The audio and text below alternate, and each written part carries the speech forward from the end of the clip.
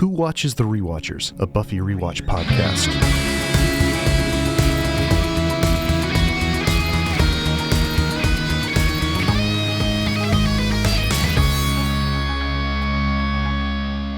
Hey, Alan, have you ever seen this documentary about a Christian foundation named the Alamo Christian Foundation?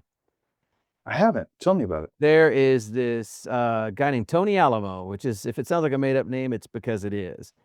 And Tony Alamo and his wife had a Christian ministry that was basically, I believe, a cult.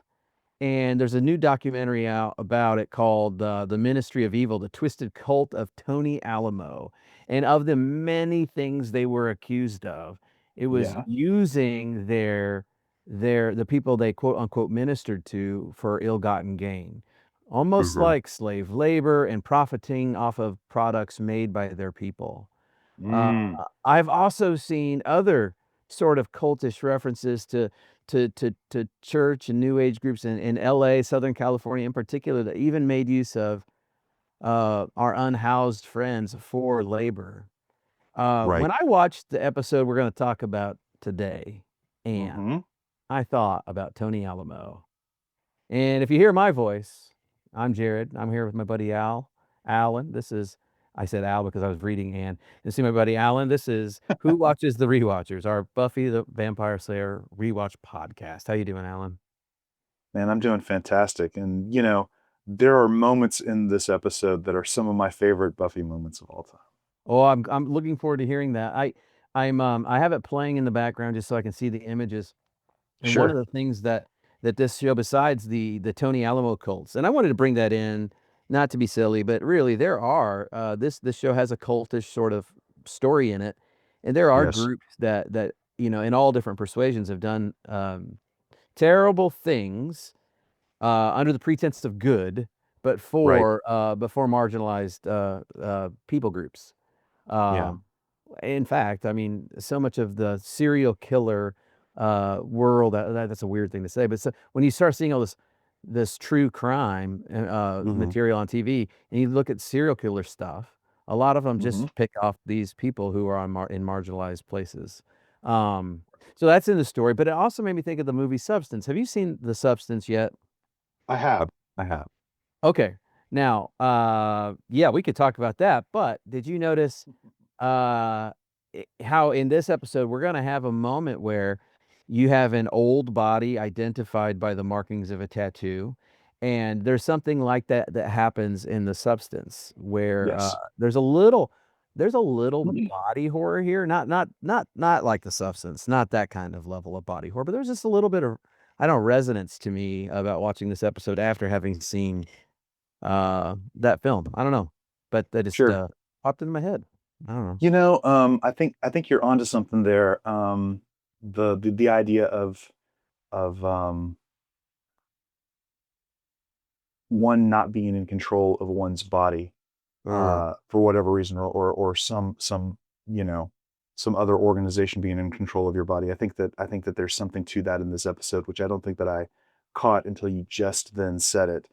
But in addition to that, the tattoo, from a designer's perspective, it's all about having a visual motif to communicate things to the audience quickly. Yeah, absolutely. Well, listen, let's dive in. This is Ann. Yeah, man. This Here we is go. season 3, episode 1. All right. So when last we left off, but it's probably one of my favorite seasons, right? Like it's one of the better seasons. Sure. Yeah. Well, give us where we left off. All right. Where we left off was Buffy killed Angel, threw him into hell, and because she had to, like you do with an ex-boyfriend, and and then she left town because she couldn't deal with well, Kendra is also dead, so her Slayer pal Kendra. So there's real carnage on the ground. Yes, and the Scoobies, Buffy's friends, are baffled about where she's gone. They keep expecting her to show up, and they don't know how things ended with Angel, but the world was still there, so they know that the world didn't end. That was a cool part of the finale, and we pointed that out, that, hey, the world's still here. Oz is like, hey, it's still here because, like, look at it, right? And there's that big melodramatic moment where she walks off onto a bus, and you hear the Sarah McLachlan playing in the background. Yeah. And yeah, so that's where it's left off. It's left off in sadness. And as we open on season 3, episode 1, we are the first shot is a vampire emerging from the grave. That's right. This is like so many other shots, right? Establishing Right. shots to Buffy. And what you expect is an encounter with the Slayer. Instead, we have humorously an encounter with a Slayer, but not Buffy the Vampire Slayer.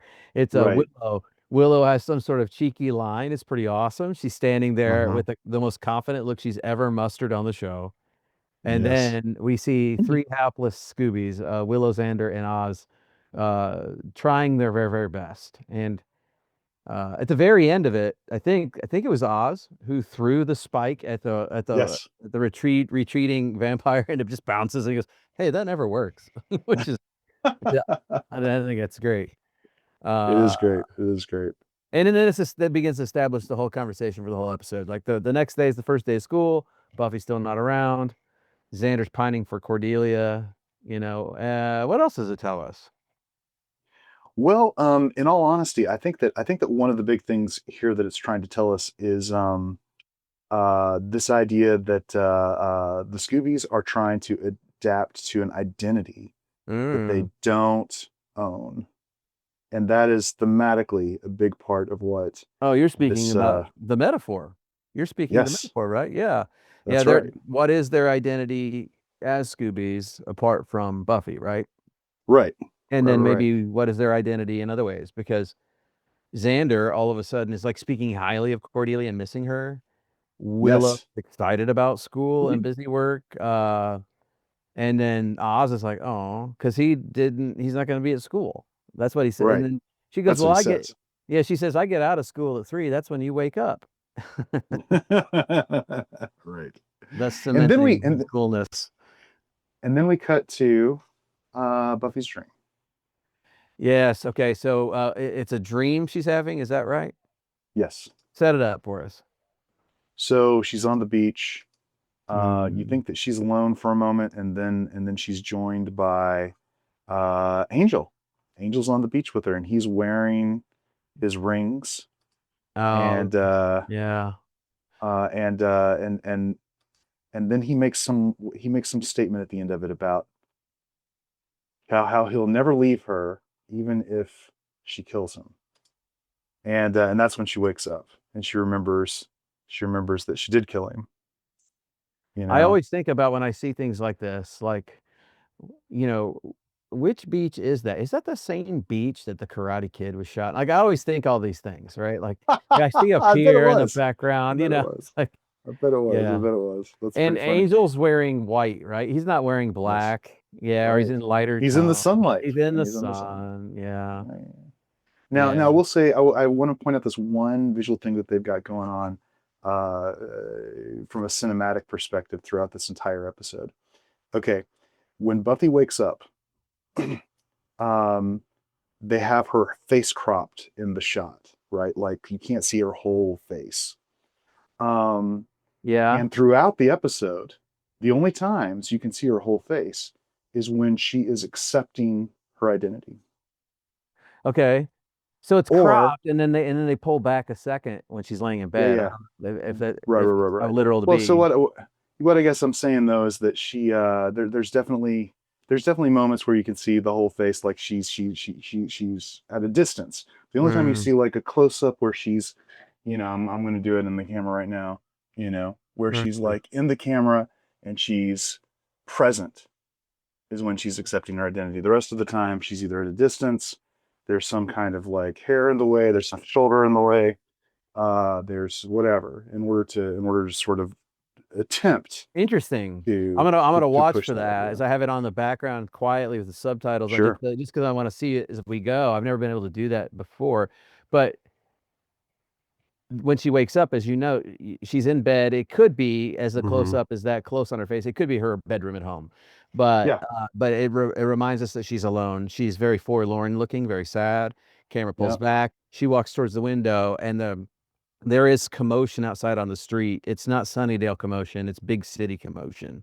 Yep. And it pulls back, and she's in an urban space, some sirens, and something goes by. And you just get the sense she's absolutely alone. She's just alone. Yes. After the opening credits, which are now super glossy, and the music is brighter, the font's different. I mean, it takes us to a diner a la 1950s Americana. Buffy is wearing like an old school diner uniform with gingham print. I mean, it is, and you see right there, right away on her name tag, a name, and it's not Buffy. What is it? It's Anne. And Title of the episode, right? And you know, it's funny because it's just like a stereotype. This person just took the food out of a stereotype, and it looks like some like blue collar workers, some truckers maybe.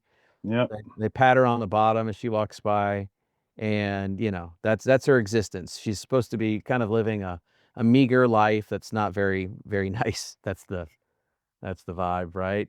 Yep. And Absolutely. then she sees a familiar face. We don't know it's a familiar face quite yet, but two canoodling people, very thin, pale, gaunt, canoodling young people, is sitting on the same side of a booth. Which, by the way, Alan, I mean, I don't know. I hope not to offend you. This is a rookie mistake. Don't go on a date and sit on the same side of the table with your date. Sure. One of our someone we know mutually who has a very funny opinion about things, very loud. We were out to a meal once, and he goes, "Check out that couple over there. How awkward is it? They're on the same side of the table." And he kept saying it so loud they could hear it. He was like, but they were like, he's like, and they're middle-aged. How embarrassing. Oh, that is hilarious. So the Oh my guy's gosh. name is Ricky, and he's got change, and he's like, "What can we get with this?" And Yeah. Buffy's a bit irritated by this. And you know, they're gonna get peach pie. That's what Buffy suggests. Yep. And yeah, I think by now some people might recognize this girl from another episode, but they don't introduce that to us yet. She's just this, yeah, she's going by the name Lily, right? Right. Her and Ricky have matching tattoos on their arm, big heart. One says Ricky, Yep. one says Lily. And they don't look like they're flourishing in life. I think that's the main theme. They're not flourishing. Nope. No one in this diner is flourishing. Okay. You know, Okay. Fair it's point. definitely set up to where you're meant to understand that where Buffy is, she's at the bottom, along with everyone else who's at the bottom. Yeah, she's near where an area of town where they would call a Skid Row, basically. Yeah. And then it cuts to the library, first day of school, and we've never seen the library this packed with people that weren't the Scoobies and the vampires. Like it's just, That's right. it's like they're having an open house or something. Meanwhile, Willow's giving the 411 on to Giles about their patrolling. And he basically lets her know that if anything happened to her, he would feel bad. But they did it in a very funny way. She's like, "You would be cranky?" He goes, "Entirely." He goes, that's don't get killed. That's part of our mission statement. Don't get killed. And Right. yeah, so, and that's funny. And then Cordelia comes up looking very, very, very lovely, very like posh. I don't know how to describe the look, but put together. Yes. And I say all that just because she's presenting as different. She's been like pining for Xander, and she's nervous about seeing him. And does my hair look good? And Yeah. you know, it's just a little. To me, it's and who's he going to meet in Sunnydale? Why should I be nervous? There are only monsters in Sunnydale, but then again, he has a thing for monsters.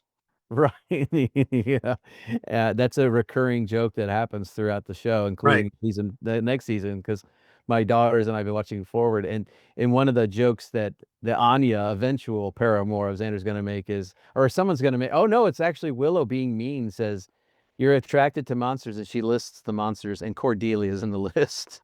You know, that's awesome.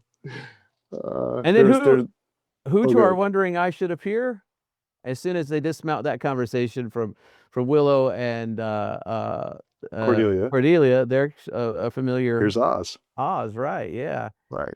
And I like this. He's like, she's like, do you remember when I didn't graduate? She goes, yeah. Then you went to summer school. He goes, remember how I didn't go to summer school? That's the line. Oh, yes. Oz reminds me so much of me. Oh, really? Is that you? Yes. Okay. Yeah, when I was okay, so true confession. I probably shouldn't say this on a public podcast. I graduated from high school with a 1.45 GPA. Oh my goodness, Professor. I've been around people calling you Professor Barnes, so Yeah, right. And I got into college because of my SAT score. okay, all right. You're I one got of a those guys. scholarship. I got a scholarship to college. So what we're saying is you have the talent, you just didn't have the try.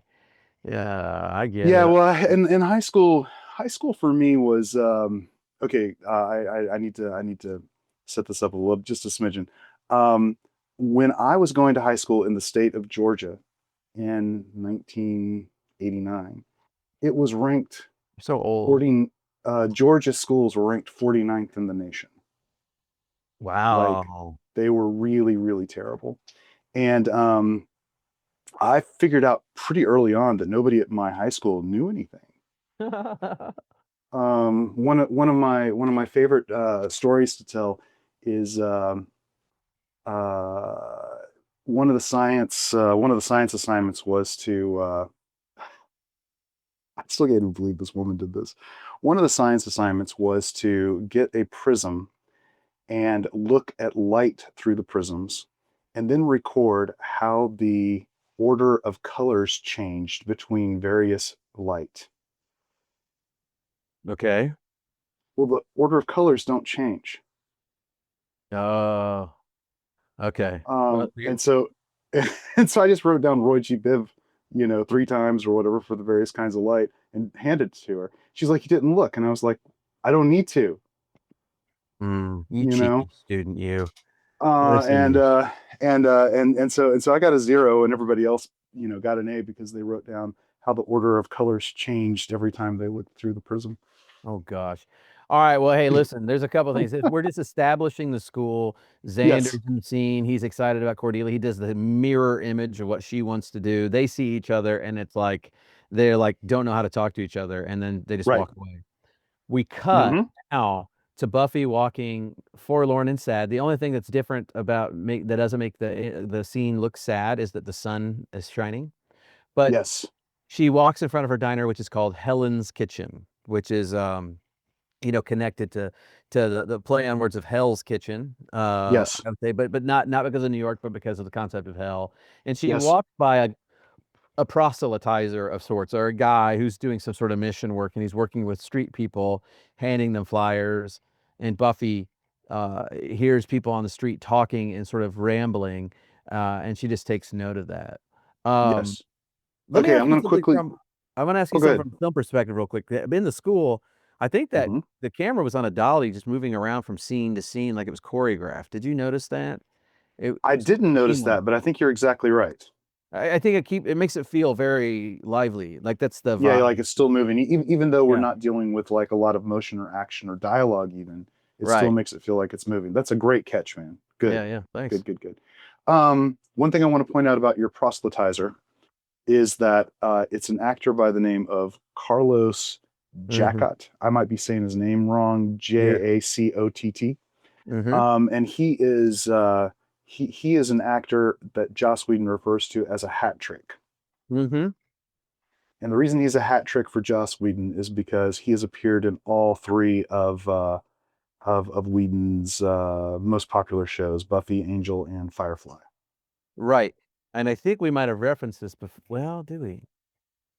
I've definitely mentioned the idea of a hat trick before with another actor. Well, I've looked him up because he just always you know what he's got a vibe of? He's got a vibe of what's the actor's name who plays in the Waltons? John Boy. I don't know the John actor's Boy. name. He plays, but he's got the vibe of a John Boy, right? So he's kind of got this almost every guy everywhere appearance. Well, It's a short scene with Buffy walking and the proselytizer, and then we cut to the library, and Giles is having a little sesh with Xander and Willow, and I think what he's doing is obsessing over still finding Buffy, and Yes. I mean He's it's going to go almost to like Oakland to find Buffy. because he's heard reports, and then we cut right back to Buffy walking forlorn and sad, except for now it's nighttime. And she's contacted by this kid Lily, this girl, this down and outer from the diner, and she just tells her right away, "You don't remember me? I'm Chanterelle." So those of you who remember watching that one episode with the I forget the name of it. I should probably have it pulled up. But Chanterelle's from that vampire cult Yes. with Buffy's old friend Ford from high school, where they love and want to be Mm-hmm. vampires. She's the most sad one, I think, of the lot. Yep. And turns out her life didn't get any better. It just Right. exchanged one sadness for another. It's almost like a metaphor just for simply going down the pathway of sloth or a drug addiction. Um, Yep. yeah, just kind of a searching for meaning in things that don't give you meaning or value or hope. Hmm. Yeah, and Lily Chanterelle is going to be in many future episodes. So we'll talk about that later. Mm. It's interesting that they keep bringing her back. I don't know if I'm ever that interested in her character. I have to agree with that. And when she appeared in Angel, the first time I saw it, they kept talking about her like we're supposed to know who she is, and I had no idea who she was. And it was on a reviewing that I was like, oh, I get it. You also get this sense here that, like, again, she doesn't have her own existence. Her name Lily was picked by Ricky. Like, he Yes. gave her the name. So she's always looking for Yes. someone else to validate her existence, which, I mean, I appreciate the messaging of the show. Yes. But this is where she introduces her to the concept of this local preacher, right? Or no, she actually has gone to some preacher somewhere that's kind of she's been through a bunch of users and abusers. Yes. Yes. Oh, Yeah. by the way, the episode that she's from is it just popped into my head. It's called "Lie to Me." Oh yeah, great episode, right? Um, Great title too. So yeah, so they're she says, Ricky and I were going to go to this rave in some basement. You should go with us. And then she basically asks Buffy for a little extra cash, which Buffy's like really wealthy compared to her, which is it's supposed to say everything because she's Yes. just working like at a diner. Right. And yeah, and so Buffy, she's saying, "Hey, look, I don't really want to be around a lot of people," and and she's trying to do it in a way that doesn't make her feel bad, and she ends up trying to give her some money, and then they're interrupted by some, I don't know what you want to call him, but he's an older guy who seems a little out of his mind a bit. And Yeah. what else do we notice about him? Is he wearing old clothes? Yeah, dirty old clothes. Yep. And he's almost in fugue state, not quite, but he just starts walking in the street Uh-huh. mindlessly until he just stands in front of a car. Buffy actually saves his life, gets hit by the car. Uh-huh.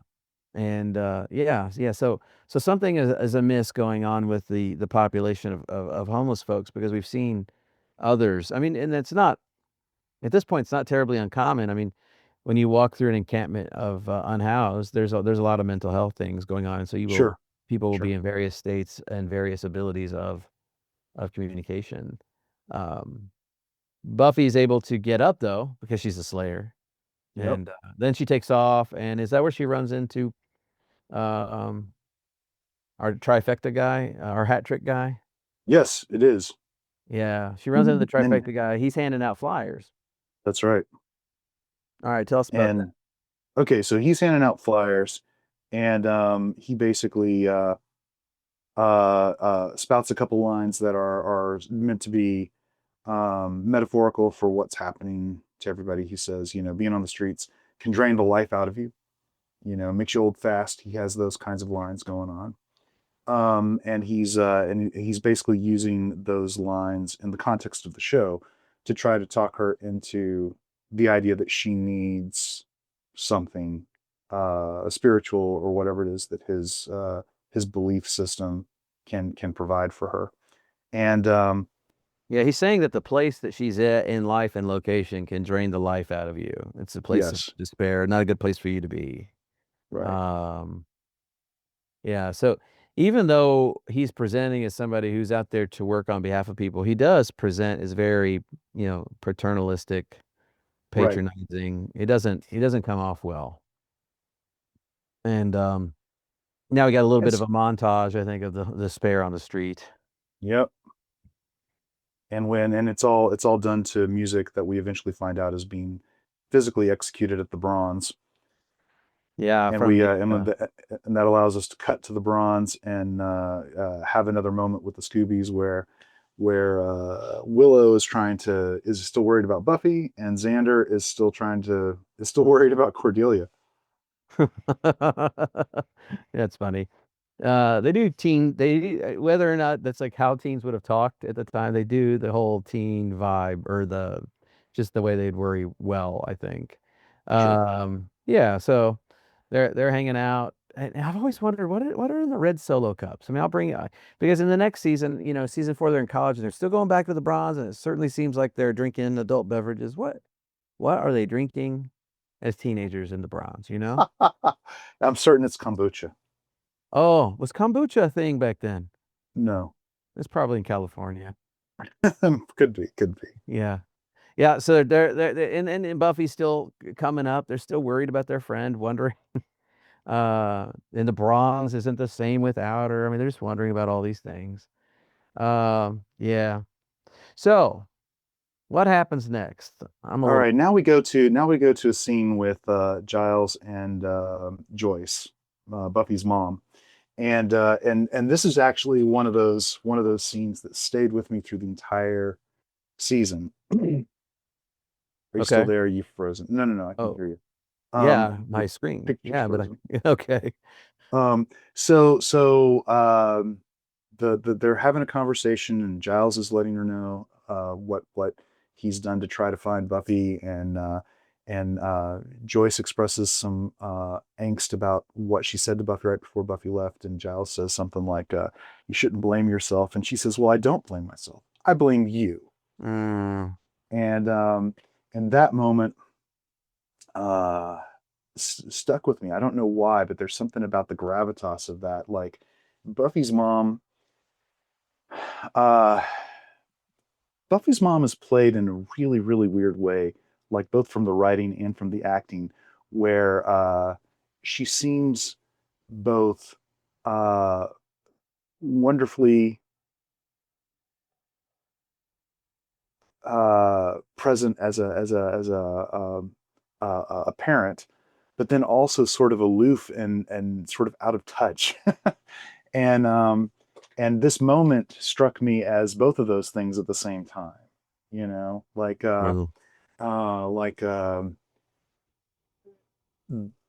she's mad at Giles because Giles had this whole relationship with her daughter and took her daughter away from her, is what she feels, or at least she says she feels. Um, but at the same time, we saw all these scenes in the last couple seasons of Joyce not being present for Buffy. mm. You know, so what do you do with that? Anyway, Well, that's I what mean, I thought about it. What do you think? there's a lot of, I think you're right. She's all of a sudden strong, but there's a lot of hot takes on Joyce, and I've had them, you've had them, we've all felt them. Some people have called her a monster of a mom, and I think it's Mm, the inconsistency. And I think the problem ultimately is that the character of her mom is actually a pretty good, caring, loving mom. However, yes, to write for the show, I think her mom is the most malleable character. Use her this way, use her that way for the teen experience. right, So it makes it right, uneven. And even in season 4, since my kids and I are watching it, that first Thanksgiving Buffy's away, she doesn't mention Joyce at all. And she's gonna have her first right, Thanksgiving as an adult, and she didn't call mom. So it's almost like maybe they didn't know, the writers and producers of the show didn't know if they were gonna have that actress. And right, and so I think it just makes it uneven ultimately. And it's really fun to make fun of it because she can be milquetoasty, she can be sort of overbearing, she can be sort right. of blind. She can be Mm-hmm. a lot of things. All things I'm sure kids feel at one time or another. Sure. Sure. Buffy does a kind thing. She tries to get she gets together with this Lily or Chanterelle from a former episode, and they're starting to look for Ricky together because Ricky's been missing. That's one thing we note, and I think they're in a clinic where they often go. I don't know. Do they give blood, or is it just where they get tested for things? I mean, they're living in that fringe existence. That's for sure. Definitely And both of those things, both being tested for things and giving blood. Lily says that they've been to this place to give blood because they get a couple bucks for it and a cookie, and she likes the cookie. And then there's a poster in the background that says AIDS in red. So, I mean, it's giving Yeah. you kind of a clear vibe. The nurse lady or the woman who in white coat is working there takes down the information and says that they're looking, but she gives kind of one of those knowing, menacing looks, look that you're Sure. supposed to take after they walk away. Um, you start to wonder if other people know about what's going on the street because some Right. strange things have been going on.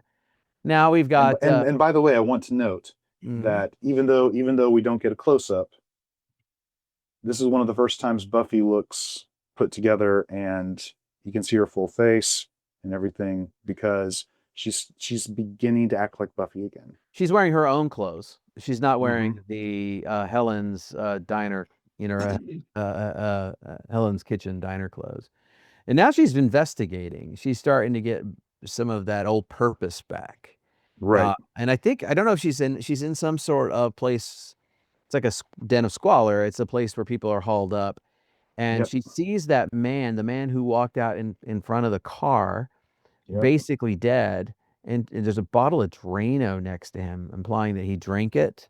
Yes. Which would and Yeah. and she is examining the scene she sees on his arm, the tattoo that Ricky had with the half heart and Lily, but it's the very, very old man, and she thinks it's Ricky. This is back to when I said something about the substance in that film, again in Southern California and LA. Mhm. The substance can make you a young version of yourself. You take it, Mhm. and whatever version that is, I was unclear if there was what the continuity was. However, if it will age. I mean, there's all kinds of stuff that will happen. Well, she shows up. The main character shows up at some diner and sees this old guy, and a marking on the old guy was the same marking she saw on a very attractive fit young man who basically was selling her on the idea earlier. Yes. It's like a similar Yes. sort of reveal. Yeah. Uh, yeah. Yeah. Yeah. Those visual cues to make sure that you understand continuity between things are one of the first things that I learned when I was really trying to draw comics, because I had a bunch of scenes that I needed to put together and trying to make sure that people understood how Mm. how things were connected. Um, an instructor at the art school was like, "Oh, you need a visual motif so that people get it." So what I what I what I have come to understand since then is that having a visual motif with a simple shape that people can recognize quickly and easily is a big part of how we make these connections with things that otherwise we wouldn't be able to connect.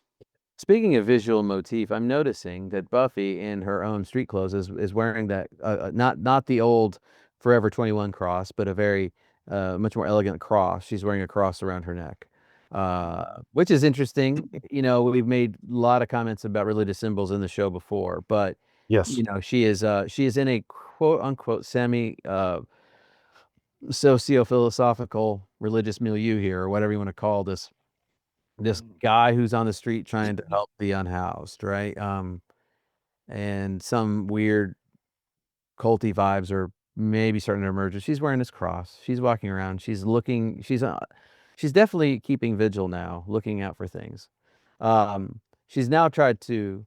She now tries to take the news about Ricky and go talk to Lily about it and warn her of what's something fishy is going on. The conversation goes the way you think it'd go. Yeah. And just like before, this one never learns her lessons and she wanders off. And as she storms off, I don't know where she is, but she's on a street somewhere. And Wait, I'm so sorry. I'm going to interrupt yeah, you. before you go on to talk about what's going on the street, I want to point out one thing about the conversation between she and Buffy. Yeah. Buffy, every time we see Buffy in the conversation, is being framed by a mirror. And the reason I want to point that out is because this is the part of the show where they're starting to use this visual motif of either a mirror or reflective surfaces or liquid that you can't see through in order to try to hit some sort of visual motif about identity. Go on. Wow. Very good. Well, when she's on the street, this is Lily now. She's greeted by this preachery sort of guy, and he's talking about her despair and having hope for her despair, and he's really laying it on that he can help her out. Tells her Ricky's alive. Ricky's no more dead than I am. I can take care of you like I can take care of Ricky. Let's go to him. And if you didn't already guess before, that this guy's a predator in the worst way. Yes. Yeah. So Buffy now goes back to investigating. Now she's back at the clinic. She breaks into it at night. She's wanting to look in some files to see what she can find out about Ricky, Lily, and the like, and see what was going on, because her Buffy tingle, spider sense, whatever you want to call it, was tingling, and she gets this file out of a bin, and she sees in Ricky's file that there's a note on it that says he's a candidate, and she's asking for what? And she looks through other files, and it keeps saying candidate, and then she's interrupted by this Nurse Ratchet lady, and Buffy does the coolest thing ever. Like, this lady said something about calling the police, and what does Buffy do? She just puts her hand on she never turns around to look at this woman at this point. She just keeps looking at files, and they're talking. She puts her hand on the phone, and just rips it from the wall. And and then she turns around, puts her hand on her hip, and it's boom. That, as you said, that camera is framed her, like she is back to, she's found herself right here. You know what I mean? The Nurse Ratchet lady says, I only give him, i.e. this preacher guy, the names of healthy ones. That's one thing, she kind of lets out a little bit of the plan, but it's not mystical at this point. It's just that I only give him the names of the healthy ones, right? Right. Okay, so now we go to the Scoobies. That's what I'm trying to get to. We go to the Scoobies. They have decided that they're going to use Cordelia for bait in order to try to slay a vampire tonight. And again, they're still acting out of character because they're not the ones who slay vampires. But Cordelia and Xander have this incredible argument in the middle of them trying to set up Cordelia for bait, and the look on Willow's face when she's listening to the argument is one of my favorite moments in this episode, because she's just over it, If And you then, of notice course, this, I hate to point these things out, but like please, everyone's wearing like cool weather jackets and long sleeves, and then and though Cordelia's wearing pants, she has a plunging low neckline shirt with a baby little cardigan over it. That's not. I mean, it's just showing her bosom off, right? Like she's sure, bait in more ways than one. right, Uh, and yeah, so and as they're arguing, her and Xander, uh, Willow's standing there watching, giving that look, and right over the backside of her shoulder yes, is the emerging vampire, who must have just been turned because he's wearing a suit and everything. He's from the grave. sure. He's Yeah. just pulled out, So come it's out of the that grave. look that you like at that point, or is it a Yeah, little? it's Willow. She's just got this. She's clearly, like, even though she's with Oz, she gets super perturbed by how much of a fuss Xander makes over Cordelia. Oh yeah. Well, and then we cut back, and the preacher guy's trying to sell Lily on going into this baptismal sort of Yep. water thing, Yep. and then we see at the front door of this organization, there's Buffy. She's caught the scent. She showed up. She knocks on the door. Some goons open the door, and she breaks in. We go back to Chanterelle and the preacher guy. Now, the baptismal water sort of thing is a black sludge. You can't see. Yes. Are you saying that this is also a part of that visual motif? It is because here's the deal. You're expecting the baptismal thing to be some sort of reflective water, right? But it's Mhm. not. It's stealing the identity. It's not reflecting it back. Yeah, and Buffy breaks in right when Chanterelle's sticking her hand in, and then she just falls in. It like pulls her in. Mm-hmm. And Buffy then starts a fight with this preacher guy, and they both fall through the black sludge. And now Right. it's like they're in an upside down version of the world. Like, or they're in a, in a cellar to life. And I don't know what you want to call it, but we've been playing with the concept of hell just with the title of Helen's Kitchen and Yeah. Pits of Despair and Places of Despair. Now Uh-huh. they're below. Um, the fight has sort of messed up the preacher guy to the point where you realize that he's got a mask on, and when he pulls off the mask to reveal Uh-huh. himself, you can see that he is a demon of some type. Right. And he's surrounded by other demons. He's not a preacher. He's a villain, obviously. Yep. And as they Buffy and Lily run around to try to escape, they find themselves in kind of like a boiler room where things are on fire, and there's like a lot of sparks and whips and people who are banging on anvils, and it's all very heavy and iron and hard, and everything seems so.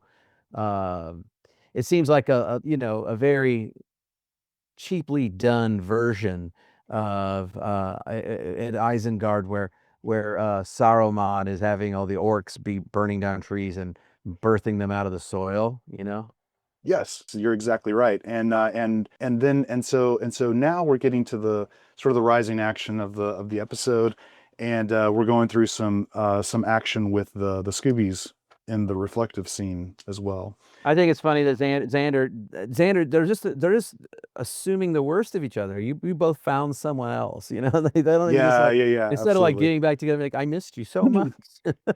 And then of course Cordelia references the Inca mummy girl. That was hilarious too. Oh yeah. Yeah, yeah, I Hot, heard about you're her. hot, you're hot little Hika mummy girl. I heard. Yeah. And so there is a fight. They finally figure out that Willow's being attacked, and and then the vampire just is able to throw one off, each one off at a time, as he's doing his thing, and they kill the vampire in accident.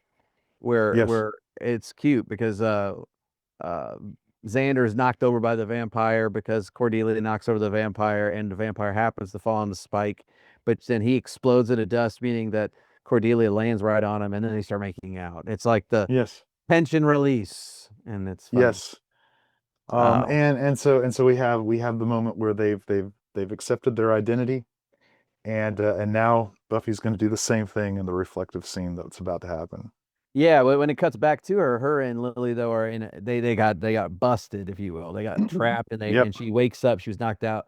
They're in some sort of cell in a cage, and there's like a rotted corpse behind Lily. Yep. Bad guy, demon guy is basically confirming that they're in hell, because hell is Yes. nothing but the absence of hope. It's full despair. That's where you are. Yep. Um, what's their motive? What do they want from them? What they basically say is that they're going to use people up. That's the goal. They need to they're going to basically get these kids, use them as forced labor, and until they die. and and then he confirms that time moves differently in this hell dimension, which, by the way, I think is setting up what Angel's going through for a future episode. So they're basically saying, look, a day in your reality is 100 years here. So they basically have the labor from these kids, starting off kids, for 100 years or 80 years or whatever, before they spit them back out and Yeah. go on to the next set of kids. Now, I will quibble about some of the some of the problems that I have with this particular moment. Um, one sort of, I'm nerding out error here from my perspective is when we cut and we see all the people who are in this hell dimension or whatever, to be forced labor. They're all teenagers. Mm. So if time moves that fast, he would have needed to have kicked them all through the portal at approximately the same time. Otherwise, some of them should be significantly older or at least a few years older or something, but they're all generally that same sort of 20-ish kind of vibe.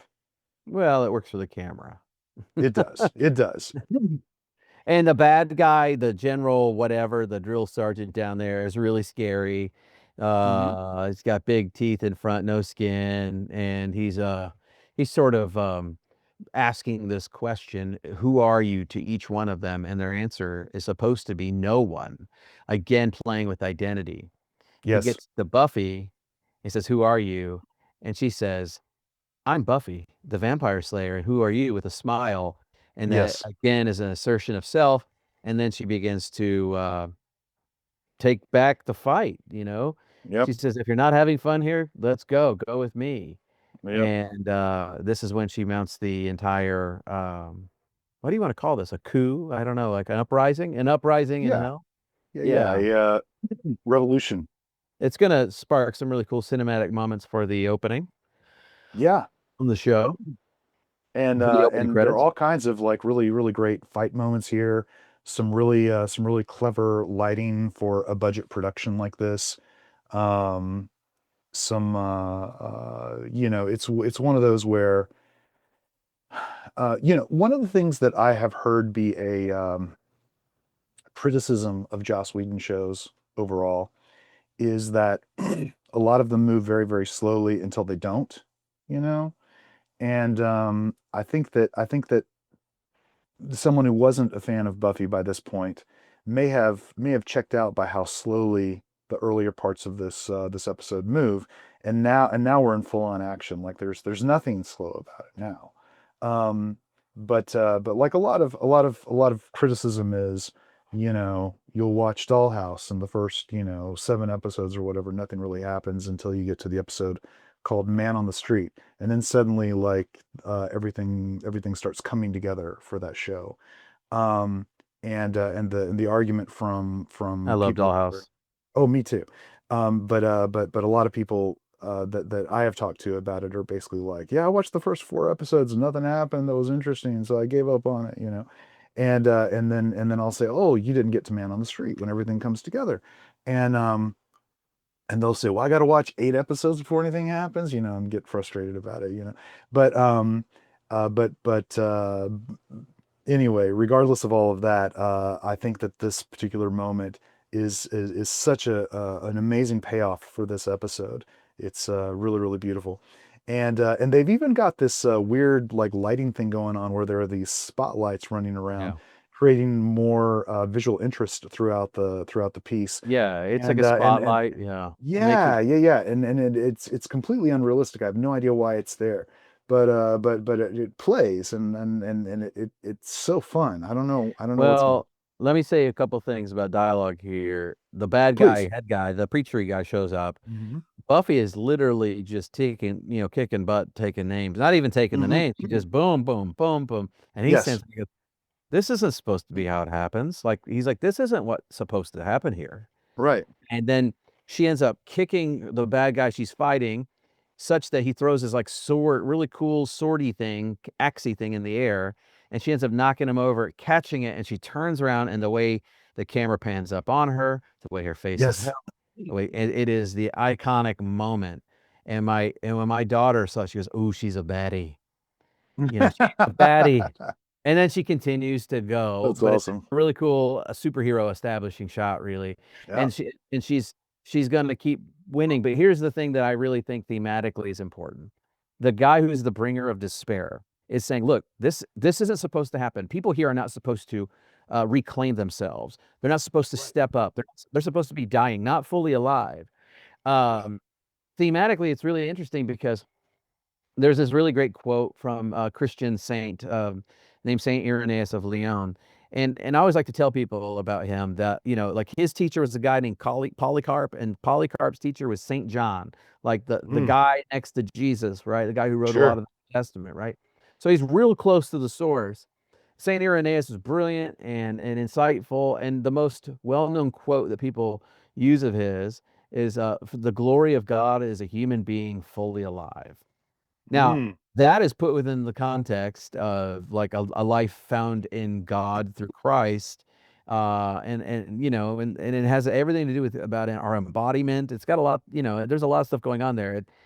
Yeah, he's writing against people who think that the body is sort of just the shell for an interior life that's the real part of you. He's saying, no, the glory of God is like fully you, like our fully alive self.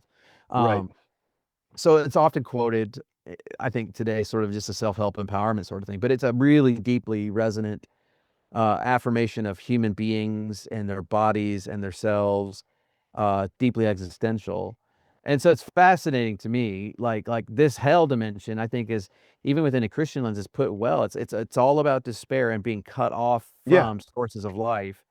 And Right. his point is like that shouldn't happen here, but she's rising up. Like now, the source of herself, the fully aliveness of her, it doesn't have to do with her being caught up in divinity in any way. It is self assertion, which makes a lot of sense Right. given her culture, right? She is Right. she is taking back herself, the thing that Lily can never seem to do. Right. Um, anyhow, so that's the authority by which she overcomes for so many people. And in a reverse baptism of sorts, she's able to lead the captives out of exile.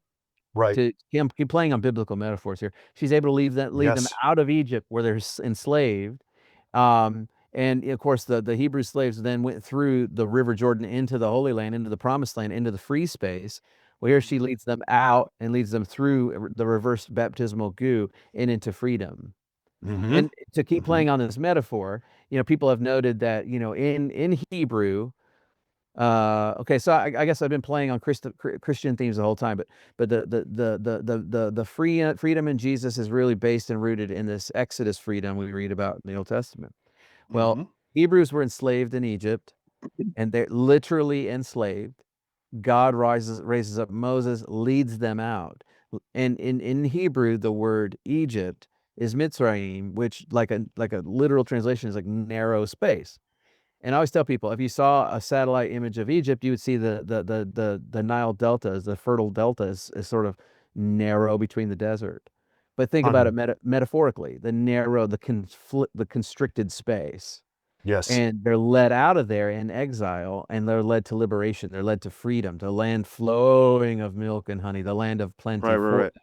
So from the confined space to the freed space. Love that. Love that. So that's what's happening here, just in a reverse sort of way. Right. From the underside, she's leading them out. Mm-hmm. All based on her assertion of self, right? Though she's able to grab for herself her own identity. I would say in the Mm-hmm. text of Judeo-Christian scripture, we're given as a gift an identity. Or it's there, and we're led to what is already there. Um, Interesting. Lily has an identity. She just isn't. She just isn't receiving it. Like she's like giving it away and looking for it in places that aren't Right. givers of life. They're just takers of life. Okay, I That's went. interesting because in the subsequent scene, we get um, Buffy relinquishing this fake identity that she's concocted to Lily, and Lily literally becomes Anne. Yeah, she's an impersonator. I mean that's the other. I mean, actually, in modern sort of like self-empowered, even with versions of existentialism, where we Mm-hmm. take our own leaps into identity and faith, um, that's wrong. You can't be anyone else. You have to be yourself. But also, if you were to go to the traditions of Christianity, it's the same as well. Your baptism is not my baptism. I have to Sure, account. I have to stand for, and I have to account. I have to repent for my own self. I have to stand at account of sure. myself.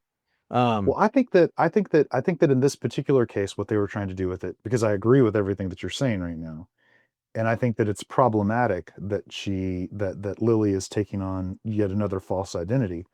But um, I think that what they were trying to do with it is the idea that um, Chanterelle and Lily were both characters who were followers and not people who were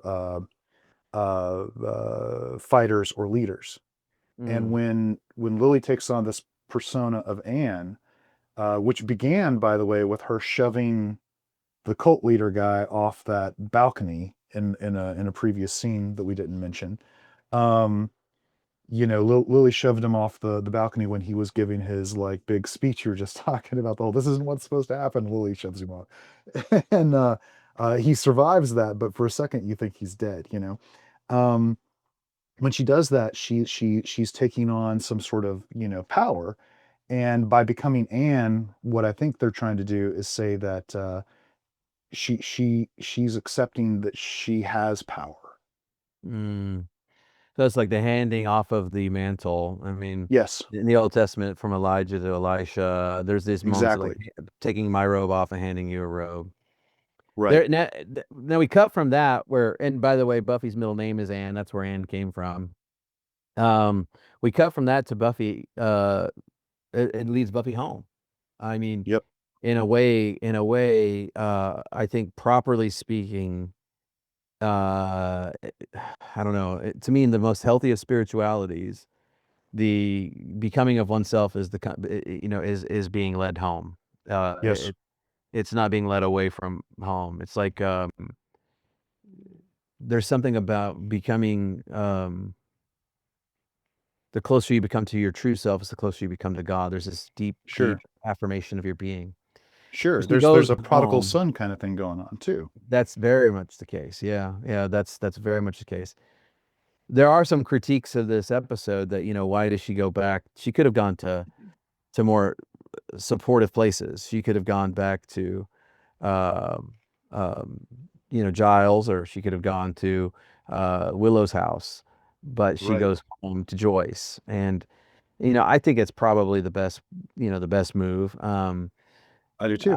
I think the harsh criticism of Joyce makes some people go, no, why would you ever go back to that lady? Well, Hmm. she loves her mom, and her mom loves Yeah. her, and for all intents and purposes, they have a great relationship.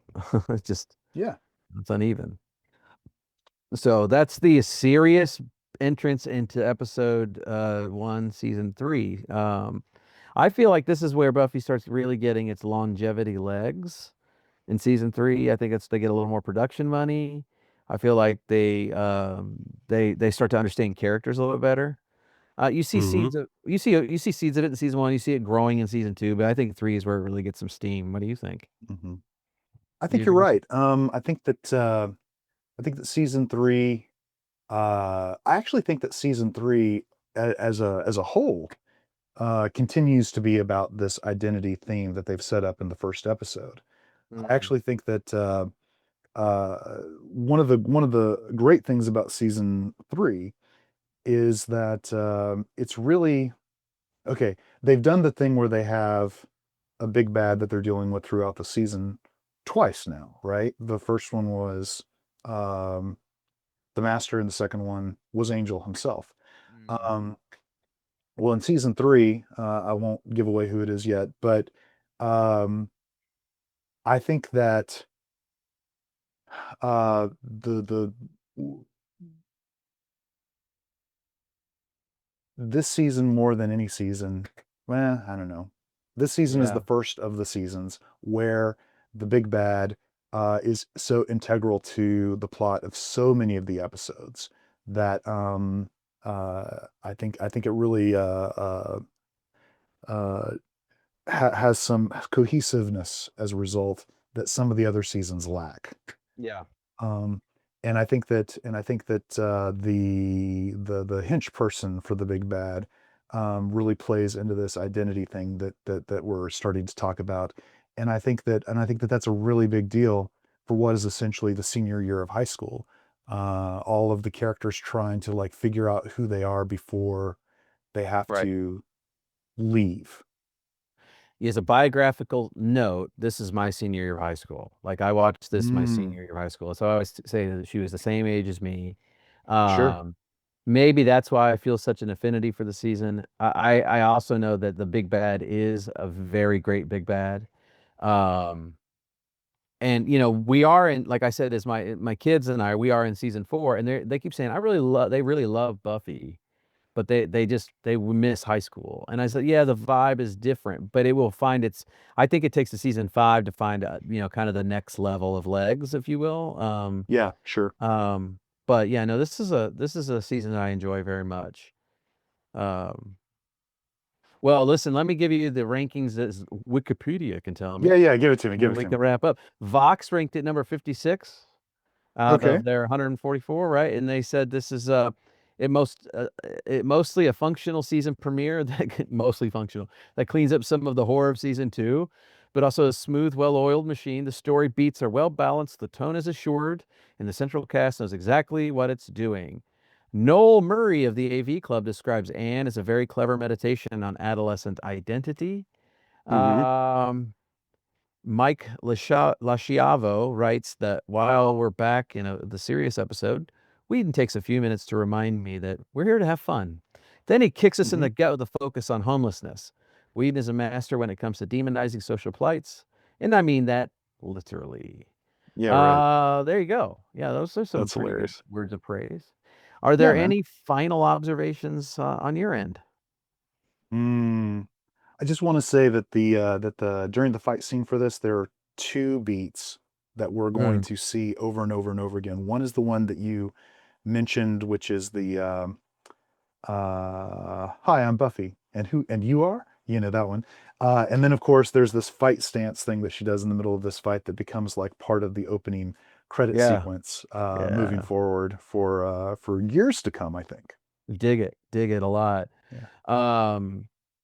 Yes. So for those of you listening, we took a little hiatus through the summer because of our schedules, and now where we are in 2025, news of the reboot of Buffy is just, man, it is barreling down. They seem to It be is moving super full fast. They full sent that tilt to you, ahead.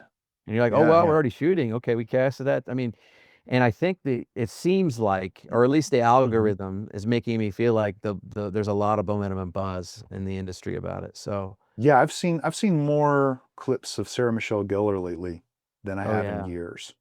yeah. Just doing different things. She's also in a reboot of Dexter, Dexter Yes, Original Sin, kind of as a special guest. She's in there sometimes.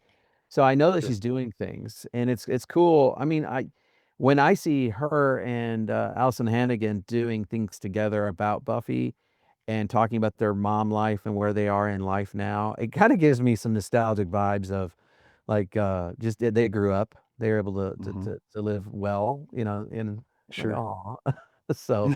That's awesome. All right. Well, we should probably cut it, man, and Yeah, look forward to absolutely. next time. But thank you. Good to be back, my friend. Back at you. It's All awesome. right. Everyone, take care. Take care of yourselves.